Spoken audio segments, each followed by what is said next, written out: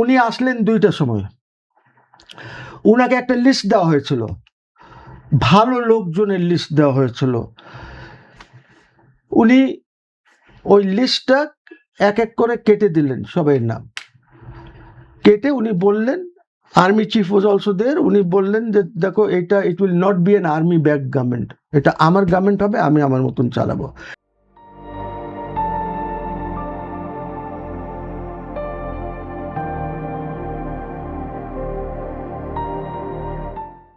কেন বললেন? বিকজ 111-এ যখন উনাকে অফার করা হয়েছিল প্রথম, উনাকে ফখরুদ্দিনের নাম তো উনি প্রস্তাব করলেন।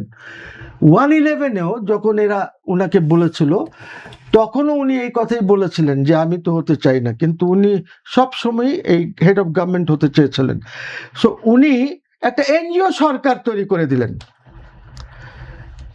এনজিও সরকার, এই ফরহাদ মাজারের স্ত্রী এনজিও চালায়, ওকে নিয়ে আসলেন। ওই যে ওনার গ্রামীণ ব্যাংকের ডিএমডি টিএমডি ছিল, যে মহিলা হেলথে যিনি এই ভ্যাকসিনসগুলি কিনেন নাই, উনাকে এরকম টোটাল এনজিও। প্রথম দিকে তো ইট ওয়াজ এ চিটাগং ডিভিশন গভর্নমেন্ট, ঠিক আছে? সো উনি এই যে গভর্নমেন্ট চালালেন, এই গভর্নমেন্ট তো কিছু জানে না। আর ওনার যত ইন্টারভিউজ 2-4টা হয়েছে, উনি বলছেন ও এইটা তো আমি জানি না যে এটা এভাবে হয়। কত সুন্দর কথা, আপনি হেড অফ গভর্নমেন্ট, আপনি কিছুই জানেন না, না? সো ওনার প্রবলেমটা ফ্রম ডে ওয়ান।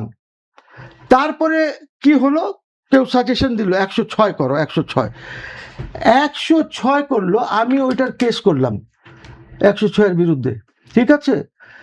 এই যে কেসটা করলাম, এই কেস আমি হেরে গেছি অ্যাপেলেট ডিভিশন পর্যন্ত। অ্যাপেলেট ডিভিশন এই গত 4-5 মাসে আমাকে রায়ও দেয়নি, রিজেক্ট করেছে, রায়ও দেয়নি।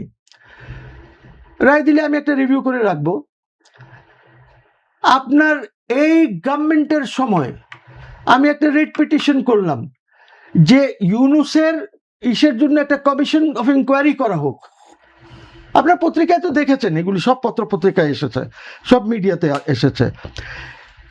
এই government tooth and nail oppose করেছে ইনকোয়ারিটা, যে না, ইউনুসের কোনো ইনকোয়ারি করা যাবে না। সো কোয়েশ্চেন ইজ, আরে ইনকোয়ারি তো আমি করব না, কোর্ট করবে না। কোর্ট আপনাকে একটা ডাইরেকশন যদি দেয় যে একটা কমিশন বানাও ইনকোয়ারি করার জন্য, আপনি কমিশনও বানান, যাকে দিয়ে ইচ্ছা বানান।